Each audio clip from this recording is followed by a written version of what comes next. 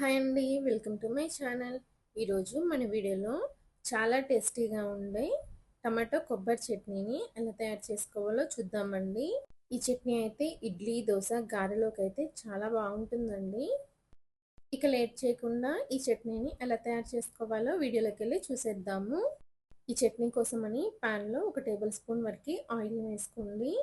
Oil heat అయిన తర్వాత 1 tea spoon జీలకర్ర వేసుకొని జీలకర్రని లైట్గా ఫ్రై చేసుకోండి. జీలకర్రని ఫ్రై చేసుకున్న తర్వాత 8 నుండి 10 వెల్లుల్లి రెబ్బల్ని ఇలా కొంచెం దంచి వేసుకోండి. మీ కారానికి తగ్గట్లు ఎండుమిరపకాయల్ని వేసుకోండి. నేనైతే 5 ఎండుమిరపకాయల్ని వేసుకున్నాను. తర్వాత లో ఫ్లేమ్లో వీటిని 1 నిమిషం ఫ్రై చేయండి. ఎండుమిరపకాయల్ని 1 నిమిషం ఫ్రై చేసిన తర్వాత 3 పండిన టమాటాలని కొంచెం చిన్న ముక్కలుగా కట్ చేసి వేసుకొని రుచికి తగినంత ఉప్పు కూడా వేసుకొని టమాటా బాగా సాఫ్ట్గా అయ్యేంత వరకు ఫ్రై చేసుకోండి.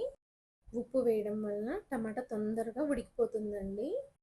చూసారు కదా, టమాటా ఇలా సాఫ్ట్గా అయిన తర్వాత ఫ్లేమ్ని ఆఫ్ చేసేసి దీన్ని పూర్తిగా చల్లారనివ్వండి.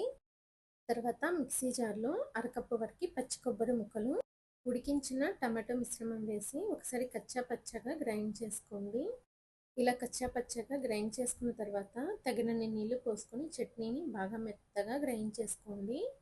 చూసారు కదా, ఇలా బాగా మెత్తగా గ్రైండ్ చేసుకున్న తర్వాత ఈ చట్నీని ఒక బౌల్లోకి తీసేసుకోండి.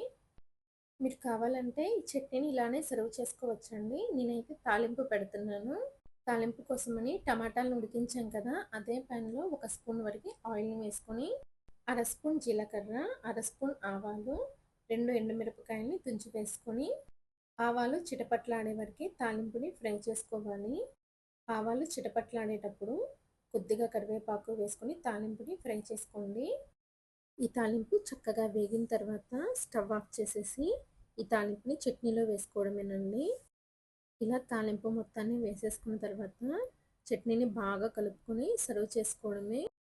ఇంతేనండి, చాలా రుచిగా ఉండే టమాటో కొబ్బరి చట్నీ అయితే రెడీ అయిపోయింది. ఈ చట్నీ ఇడ్లీ, దోశ, గారెలోకి అయితే చాలా బాగుంటుంది. ఓకే అండి, ఈ చట్నీ రెసిపీ కనుక మీకు నచ్చినట్లయితే నా ఛానల్ని లైక్ చేసి, షేర్ చేసి, సబ్స్క్రైబ్ చేసుకోండి. Thanks for watching.